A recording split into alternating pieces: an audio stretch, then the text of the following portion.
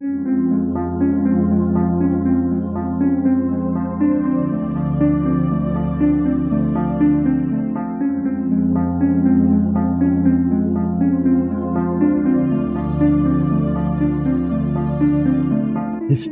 tells the story of the world and of our lives.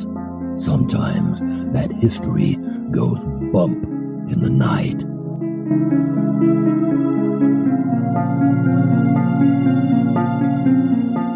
Broadcasting from the center of oddity and the supernatural in Central Florida, it's the History Goes Bump podcast.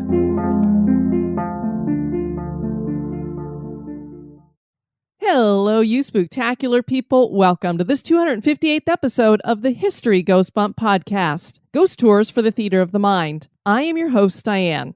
On today's episode, we're going to go to a state we have not done yet, and that is Alaska. So put on your winter jackets because we're going someplace cold, and you know how I feel about the cold. But I have actually been to Alaska twice in my life. I've done 2 Alaskan cruises, and I have been to the location we're going to be talking about today on one of those cruises, and that is the city of Skagway, Alaska. It's a great city. The cruise ship comes right into it. You are right in the heart of the downtown historic district, and it's really cool when you're walking through the town and you look back and you see this huge cruise ship that you just came in on looming over the city. It's a really neat effect. The city is very much like it was in its heyday when the Klondike Gold Rush swept the town and caused it to grow, and it definitely is a great tourist destination. And there are a few hauntings going on in this city, particularly because a lot of these buildings have been here for over 100 years. So we're going to talk about Haunted Skagway on this episode. Before we get into that, we have a few people to welcome into the spooktacular crew. Tony with an I, Kelsey, Brandon, Rose, and Michaelia. And I hope I said that right. Welcome, everybody. And now, this moment in Oddity.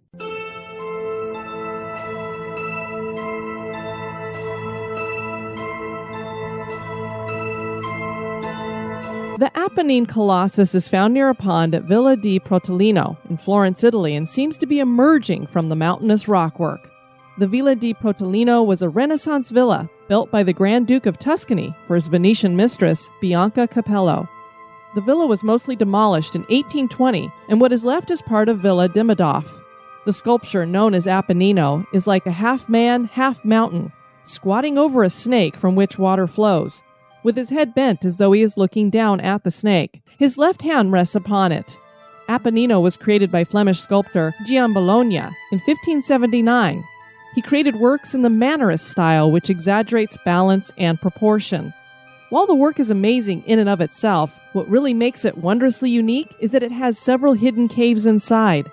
These caves are decorated with frescoes, and a small marble statue of Venerina is inside one of the caves. One of the really bizarre features was reputedly a space in his head that had a fireplace which, when lit, would blow smoke out of his nostrils. And that certainly is odd.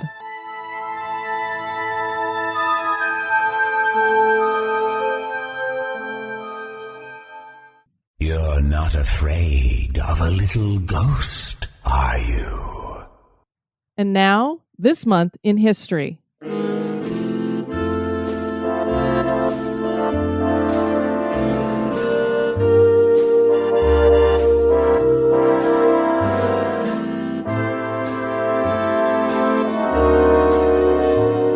In the month of May, on the 29th in 1919, the pop-up toaster received its patent. Humans have been eating bread for over 6,000 years, and for most of that time, bread has been toasted to preserve it and to make it tastier.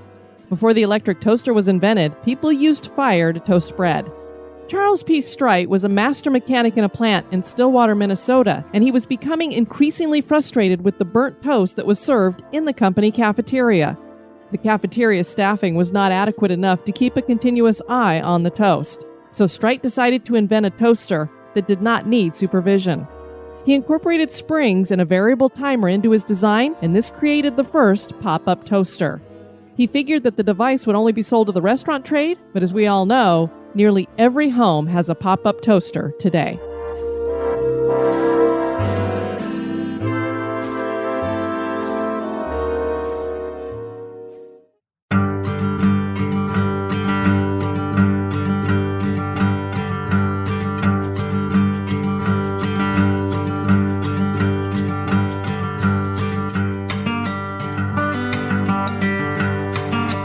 Skagway, Alaska is a popular destination for cruise ships hosting Alaskan cruises, and it's one of the settings for Jack London's Call of the Wild, which I absolutely love.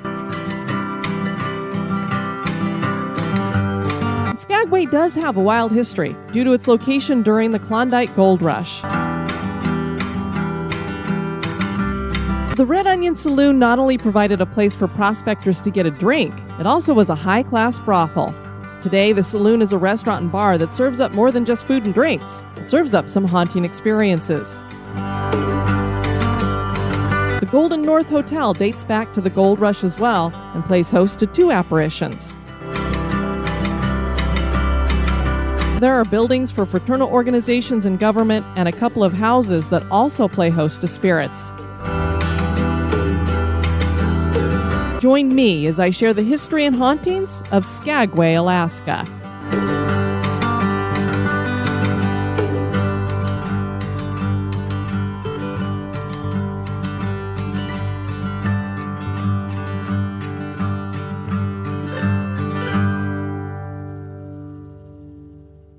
All right, so saddle up your mules, put on your snowshoes, wrap yourself up in something warm because we're going hiking through these mountains. And there's a lot of snow here. The word Skagway is the nickname of Canigou. Canigou was the mythical woman who transformed herself into stone at Skagway Bay. She is the cause of the strong winds on the bay. The people who lived here originally were the Tlingit people, and they named a mountain now known today as Face Mountain, a name that translates to Canigou's image. And if you Google Face Mountain, you'll see that it does look as though the profile of someone is looking up from the top of the mountain. So you can see why the Inuit people here would have given it that kind of name. The Tlingit were hunters and fishermen. The tribe still exists today, but much of their heritage was lost when Russian missionaries brought Russian Orthodoxy to the area. The indigenous people lost their faith in their own medicine men and ways when smallpox devastated them, and that's why they were more open to embracing these Russian Orthodox missionaries that came here. And if you are an executive producer of the show, we kind of had a little bit of a theme going this week because the Stones and Bones number 9 featured an Alaskan graveyard that had a connection to these Russian Orthodox missionaries. Very few white men came into the rugged area. A former steamboat captain named William Billy Moore conducted surveys over the coast mountains because he believed he would find gold through there. Similar passes in South America and British Columbia had revealed that they had gold, so his belief was backed up by some facts. He said, hey, if they can find gold there, I bet I can find gold here.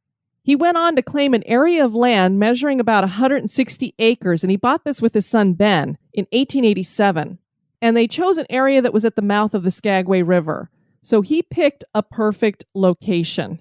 After staking their claim here, they built a sawmill, wharf, and log cabin. Billy just knew that the prospectors were going to be flocking to this area, and he was going to be prepared for that. And I don't think you could prepare much better. You're at the mouth of a river, you've built a wharf, so you're ready for ships to come in for trade and bringing in prospectors. You've built a sawmill so that you are ready to build some buildings and homes, and then you have your own house there as well. Billy only had to wait about 10 years before the Klondike Gold Rush started. In 1896, gold was found in the Klondike region of Canada's Yukon Territory. Soon, Skagway was flooding with prospectors. This would be the entryway into a 500-mile journey to the goldfields in Canada. This would seem like a dream for Billy as the population swelled to 30,000. So in a year, they would have 30,000 people come through there. But his lot was jumped and his land was stolen. So all of his dreams of making it big with all of these prospectors didn't work out because there were just so many people he couldn't protect what he had. The official resident count was marked at 10,000, and this made Skagway the largest city in Alaska at the time. Skagway grew into a modern city with fine hotels, electric lights, waterworks, a telephone system, street grading, a city hall, jail, and residential districts. The city's government stepped in to regulate gambling and saloons. One of those saloons still stands today, the Red Onion Saloon. And for those of you who have visited Skagway, particularly on a cruise, it's pretty much the first building you see on the left-hand side of the street, if I recall correctly. I really loved the outside of it. It just looked like a fun place to go into.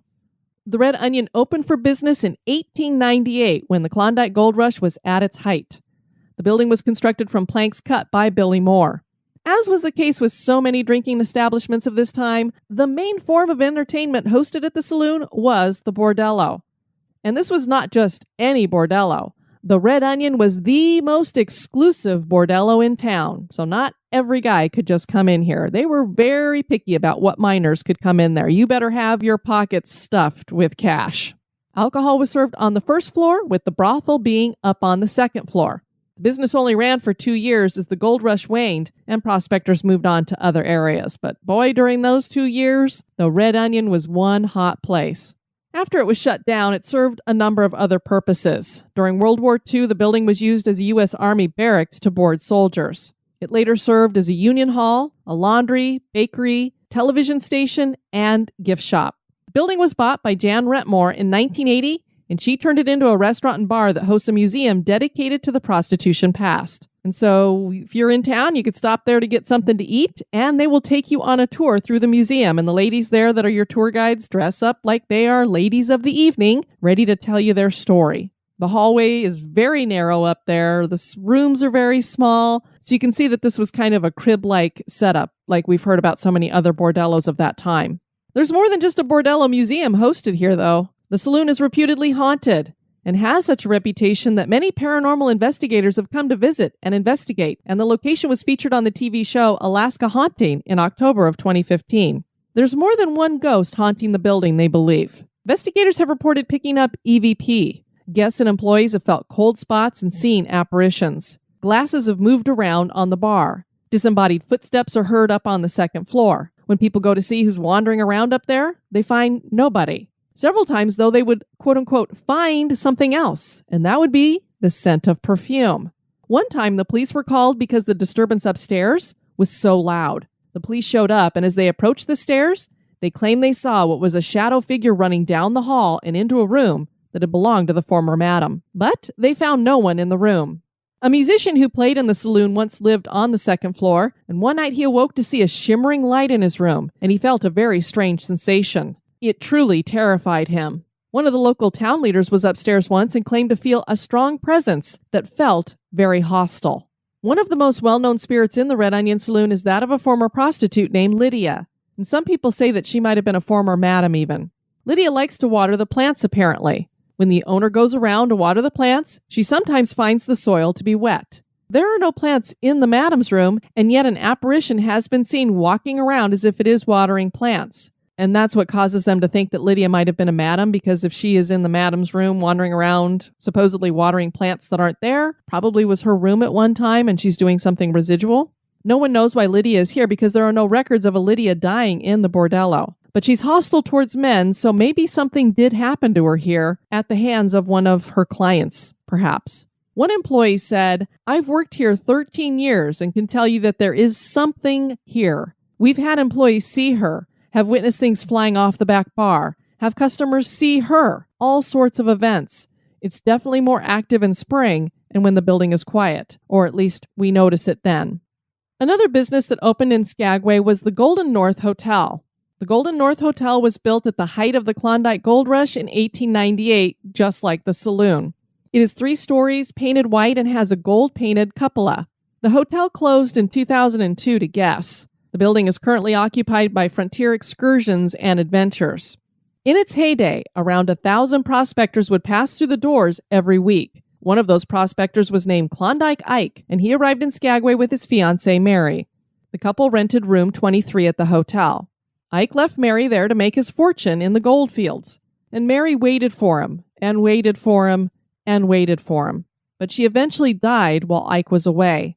Some say she'd been ill with pneumonia. Others say she grew depressed waiting for Ike and starved herself, and still others say she died of a broken heart. She was found dead wearing the wedding dress she had bought for her future nuptials. Mary's spirit is believed to still be in the building to this day. She's been nicknamed Scary Mary by those that have experienced her. Guests who stay in room 23 have occasionally woken up because they were feeling as though they were being choked. Their lungs feel tight, almost as though they were sick with pneumonia. Other guests have reported seeing the apparition of a woman roaming the halls or watching out a window.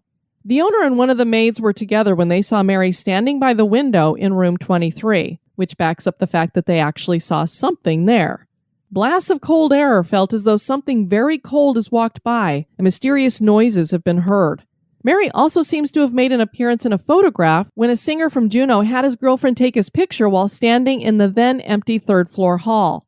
After the picture was developed, they saw that a woman was standing next to him who was clearly not there when the picture was taken. There may be another ghost here as well that reputedly haunts room 14. Mysterious light has been seen by both guests and staff in that room. It has a sparkle quality to it, and others claim that it is a twinkling orb. No one knows exactly why it would be in this room, but it moves around and seems to be non-threatening. Some hotel guests have felt really sick when staying in room 14. It gets so bad that some have nearly passed out. They claim to see a grayish light manifest at the same time that they are feeling ill. As it fades away, they start to feel better. Some ghost hunters claim that they found a dark ring around the tub the morning following their overnight stay in that room. It was as though someone had taken a bath during the night, but none of them had. And they were sure that the tub was clean when they checked in. So who had been in that tub in the middle of the night? The Eagles fraternity first met in Skagway in 1899. They moved into the Eagles Hall in 1916. The hall was formed by bringing together two old hotels that were built in the 1890s. The Mondawmin Hotel was moved here in 1916, and the Pacific Hotel was added to the rear in 1920. The building is 2 stories and painted maroon with white trim. During the summers, the hall hosts a popular show called Days of 98 Show. This is Alaska's longest-running theater production and dates back to 1927. The show was originally started as a fundraiser for the hockey club and is a variety show, and it's got the can-can dancers and everything. The second floor seems to be host to several friendly ghosts. They manifest as cold spots, and people have seen apparitions walking throughout the second floor. The Mulvihill House was built in 1904 for W.H. Case, who was a partner in the well-known photographic firm of Case and Draper. The house is named for a man who lived in it from 1914 to 1949, White Pass and Yukon Railroad dispatcher Mulvihill. And that White Pass and Yukon Railroad really brought a lot of people into the city. The house is Victorian in style, as are most of the houses that were built during the Gold Rush. He died in 1949, but his spirit is still in the house. He had a telegraph there since he worked as a dispatcher, and he reputedly taps out messages on a phantom telegraph, so people hear the noise of the telegraph, but there is no telegraph in the house. So what could be making the telegraph noise? What I would think would be fascinating is if there was somebody out there who could read the telegraph tapping and figure out what was being said. I would love to know. Hello from the other side? Wouldn't that be cool? His spirit also opens and closes doors and walks throughout the home, stopping around in what sounds like heavy work boots. So that would be just slightly unnerving. Today, the Mulvihill House is a private residence. So you can't tour it or anything. You can look at it from the outside if you like. And I'm not sure if the current owners have experienced the haunting activity or not. Haven't heard any reports from them. The City Municipal Building was built in 1899. This was the first territorial court in Alaska. But today it serves as Skagway City Hall and Department of Tourism. There's a museum on the second floor. And there are reports of strange noises coming from that floor. And the source has never been discovered. So they're not sure if they have a spirit that's wandering around or if maybe some of the artifacts that they have in the museum might be attached to something. The White House is a building on the edge of town that is fire damaged and abandoned. It was originally built to be a private home, but during World War II it became a hospital. Later, the house was used as a small hotel, then a daycare center, and then a home for families once again. People who've stayed or lived in the house have reported supernatural activity. A commercial fisherman was staying there with his family, and he and his wife awoke one night to see the apparition of a woman standing at the foot of their bed. They also experienced their toddler daughter chatting away with someone they could not see in the kitchen. They occasionally saw this apparition in the kitchen later, and she matched the description of a woman who used to run the daycare center. So I'm assuming that the woman they saw at the foot of their bed was the same one, and I don't know if this woman died in the home. I'm going to assume that she lived at the daycare center and that she did die there, and that's why she's still there today. Now, there is a building that I absolutely loved when I was in Skagway, took several pictures of it, and just stood and looked at it for a long time, just surveying the outside of it because it is so unique. I was not able to find any hauntings that are going on at this location. It would be the perfect place to have them just because the outside of it's so unique. But it is one of the coolest buildings in the city, and that is the Arctic Brotherhood Hall. It is said that this is the most photographed building in Alaska. The building was constructed in 1899 as headquarters for Arctic Brotherhood Camp Skagway No. 1. The facade is made up of more than 8,800 pieces of driftwood collected from local tidal flats. And the sticks have been shaped into a mosaic of letters, a gold pan, there's square patterns, they go up and down in rows, cut to the same size, it's inlaid. It's just very cool because it does look like a mosaic, only it's not tile, it's these wood scraps. And it's just very cool. I encourage you to Google it and look at it. The Trail of 98 Museum is inside and features native artifacts and relics of the Gold Rush, including gambling paraphernalia from the old Board of Trade saloon. Hello? Hello? Yes, I'm down here in the rabbit hole and I've brought you with me. You guys know how I like my rabbit holes, so thanks for joining me down here. I wanted to tell you a little bit about Soapy Smith. I first heard of Soapy Smith in Colorado. Doing research for this episode, I read that Soapy had ended up in Skagway, and it is here that he died and was buried near the city cemetery. He was quite the character, and I thought you would enjoy hearing about this infamous con man if you haven't already. Soapy had been born into a rich plantation family in 1860, but as was the case for so many Southern families, the Civil War changed their fortunes. His family relocated to Texas, and it was here that he began his career as a bunco artist. And for those of you who don't know what that is, basically a con man. He gathered together some other rogues to help him out with his scams. They used the typical shell games, 3-card Monte, and other little cons to swindle people out of hundreds of dollars. Soon Soapy was known as the king of the frontier con men. He moved on to bigger games and created his prize package soap cell. And what this was is he would go out onto a busy street corner, he'd set up a suitcase on a stand, and inside the suitcase were piles of ordinary soap wrapped in plain paper. He'd make a big production of showing people that he had some soap. He would wrap money around it, $1, $5, all the way up to $100. Then he would rewrap the bar in plain paper, put it back in his little suitcase there, and then he would tell the people, I'm selling the soap for $1 to $5 per bar. He would place a shill out in the crowd who would say, I want a bar of soap, I'll buy one. And then he would unwrap it, and sure enough, he'd find a $100 bill. So this gets everybody on the street corner very excited. They all want to buy some soap.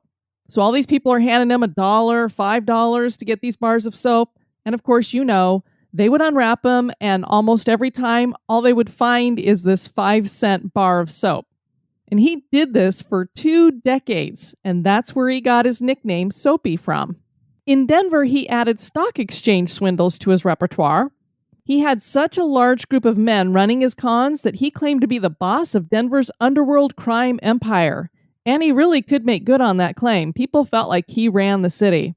And he would do this thing where he would take care of all of the bad guys, like help them get out of jail, give them jobs and things like that. But then he also did a lot of charitable stuff for the police and other charitable groups. So everybody really kind of liked him. He opened the Tivoli Saloon and Gambling Hall in Denver. And a little fun fact is that Bat Masterson worked as a dealer at the Tivoli for a time. Soapy joined forces with Old Man Taylor, a guy who was a con man up in Leadville, and the two operated a successful shell game upon the many unsuspecting miners there. People in Denver were trying to shut down gambling, and so Soapy took his operation to Creede, Colorado, which is another mining town in the mountains. He opened a club where he displayed a petrified man for the price of 10 cents. So come on in, everybody, see this oddity I've got in my club. It's a petrified man. He called this petrified man McGinty. And as you probably already know, it was a hoax too. It was actually nothing more than cement over skeletal remains. But people thought, hey, this is great. That oddity brought in lots of customers. And then, of course, you know, the club ran crooked card games and swindled many of the gamblers who came in there. Soapy returned to Denver and eventually became a wanted man. And so he moved further west until the Yukon Gold Rush grabbed his attention in 1897. He made his way to Skagway. He soon claimed to be the boss of Skagway. He opened a saloon called Jeff Smith's Parlor and ran his cons out of there. Pretty soon, the people of Skagway were tired of Soapy and his ways. They knew what he was up to. So a vigilante group tried to force Soapy and his gang out, but he claimed to have a bigger force of 300 men, so the vigilante group backed down. But they weren't going to give up. They would return in 1898, and they held a meeting to discuss what they were going to do with Soapy. He showed up with a Winchester rifle over his shoulder. He argued with a guard at the door, and a gunfight erupted. When the smoke cleared, both Soapy and the guard lay dead. Soapy's last words were reportedly, "My God, don't shoot." Soapy Smith was buried just outside the city cemetery. His grave and his saloon, which has since been moved from its original location, can still be seen in Skagway to this day. Thanks for joining me in the rabbit hole, guys.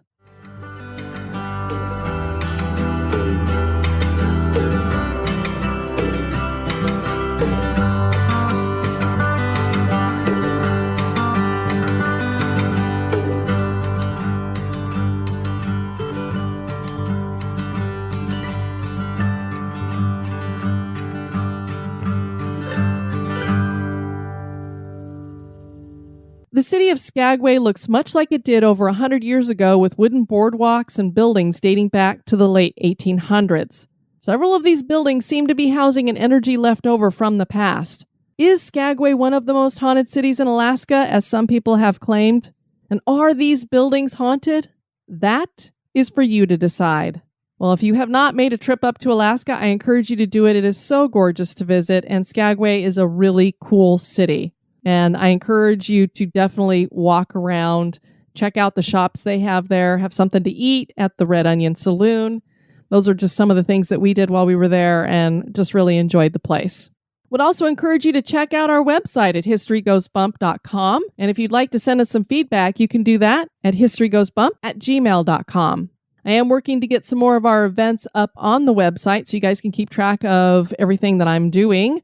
Got a lot of things coming up here in the summer, and we just planned a trip to Charleston, South Carolina, the first weekend in June, the 1st and the 2nd in June, because the old city jail in Charleston is going to be closing to tours and is going to be remodeled on the inside into an office building. So it will be forever changed. So this is the last chance to get into what I think is probably one of the most haunted buildings in that city. And we're going to be doing that on the 2nd, Saturday night. Friday night, we're going to do a tour with Pleasing Terrors with Mike Brown. So looking forward to getting to do that tour a second time with Mike. So if you are interested in doing that, we do have the event up in Facebook. I'll get it up on the website with the times so that you can get onto the tours that we're doing. And you'll want to do that pretty soon, as it's coming up here pretty soon. And that is here in 2018.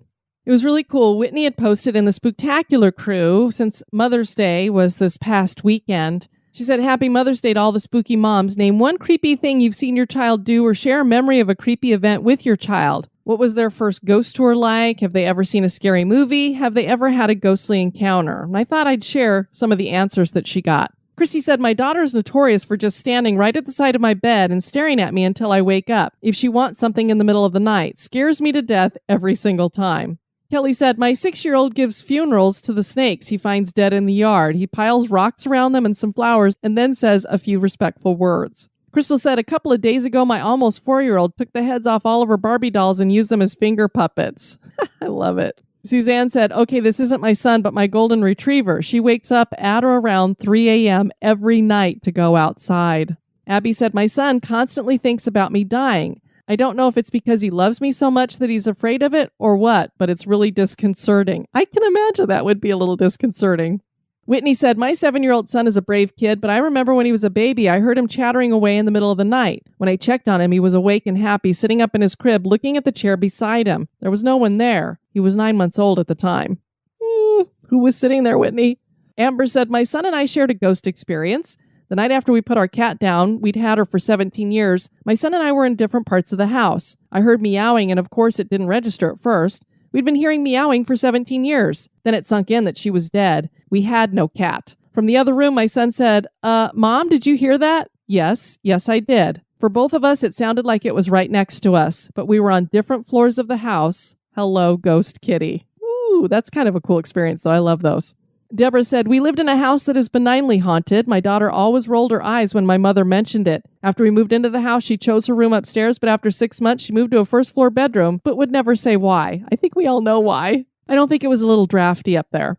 Karen wrote, my kids have seen a lot of crazy stuff. A shelf that tipped forward and dropped all the ceramic things they made in class was one of the creepiest. The 4 older ones saw it. That had them creeped out and upset because it broke most of the art. Now that's not cool. You just don't break kids' art. Come on, what kind of ghost does that? Joy wrote, my kid had an imaginary friend named Bobby who was always in the corner cooking droney, his word for macaroni. I'd always suspected that apartment was haunted based on things that would go on. Bobby stayed at the apartment when we moved. So thank you to everybody for sharing those. I thought those were really cool. And now I have a review to share from Apple Podcasts. This comes in from Mindham Earl. Lovely host, lovely show, 5 stars. It might not be everyone's cup of tea, but I love it. I have been binging episodes ever since I found it on Apple Podcasts last week. Diane and Denise are so sweet and honestly remind me of talking to my mom or aunts about history and hauntings. Well, glad you found us and are enjoying it. I want to thank you all for joining me for this episode. I have been your host, Diane. You take care now. Bye-bye. This episode has been brought to you by our executive producers. Dispatches from the Grave Digger. We'd like to welcome into the graveyard Nancy Doy. She's going to be getting a marble headstone. And you know, Gravedigger, we should probably tell everybody that you have a name now. Coilette over on Twitter suggested that we give the Gravedigger a name, and I love the name that she suggested, Mort. Because as we all know, that means death in certain languages. So Mort, say hi to everybody. Hi, I'm Mort. Mort likes cemeteries. All right, big guy, get back to work. Have a spooky experience that occurred at an historic location? Want to give us feedback or have a suggestion for the show? Share it with us at historygoesbump@gmail.com.